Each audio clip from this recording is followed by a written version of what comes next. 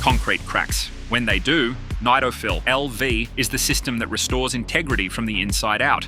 A low viscosity, high-strength epoxy resin engineered to penetrate fine cracks and bond permanently. The system is simple.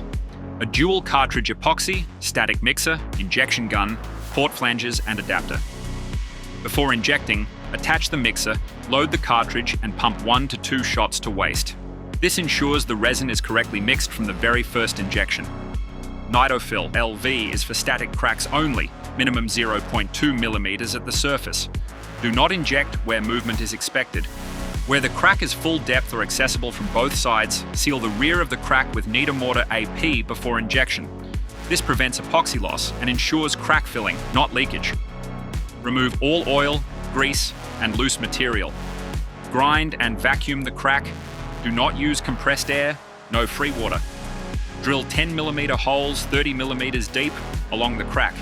Space flanges every 200 to 500mm. Bond in place with Nitomortar AP. Keep the valves clear. Seal the crack surface between flanges and allow to cure overnight. Start at the lowest flange. Connect the hose firmly and inject slowly with steady, consistent pressure.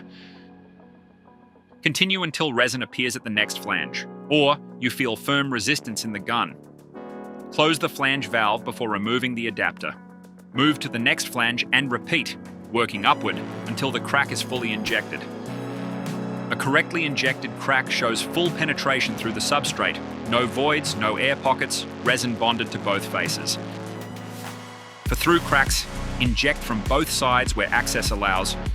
For slabs, always start from the underside. Once fully injected, allow the resin to cure. Remove flanges after set, patch holes with Nitomortar AP, and grind flush to restore the surface finish.